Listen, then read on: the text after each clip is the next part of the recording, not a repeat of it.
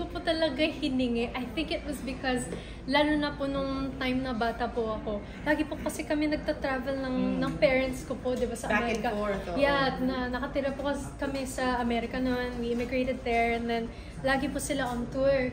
So, and I was always surrounded with different people.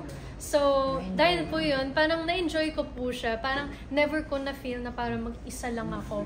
Dahil doon, tsaka madami din po nga mga pinsan na lagi ko pong kalaro nung bata ako. So, I never felt lonely. How much of a daddy's girl na are you? Daddy's girl, bilang magpa-Father's Day na lang. Honestly, nung bata ako, sobrang daddy's girl ako. I would say ngayon, medyo mas balance na po. Pero hindi yun mawawala, syempre. I mean, nagulat ako sa'yo. Sorry, nagulat ako. Pinahingan mo pa? Hindi, okay lang. Pero, yun. So, I would definitely say, lalo na nung bata ako. And to an extent, I'll always be a daddy's girl. I mean, he's always gonna be the most important man in my life. Jada, hindi ko mapigilang hindi itanong. Yes. Kamusta ka ni Aljon? I haven't seen him in so long. The last time I saw him was last year. But okay naman po kami. I mean, he did mga...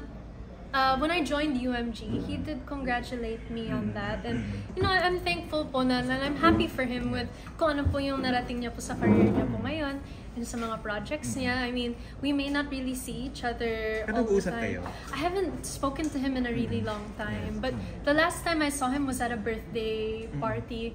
And then we got the chance to talk. And he just said that he was, you know, happy for whatever success that I've had. And sabi ko, ganun din naman po sa akin. So, you know, there's no bad blood in that sense. And it's just nice po na kami po ni Aljon, like, we'll always have yung parang, meron po kaming pinagsamahan.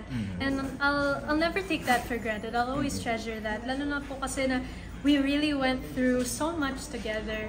So, yun, I would definitely say, like, even though we don't keep in touch, like, it's one of those unspoken things that will always have, you know, that kind of bond, even though it may not necessarily be the same as before.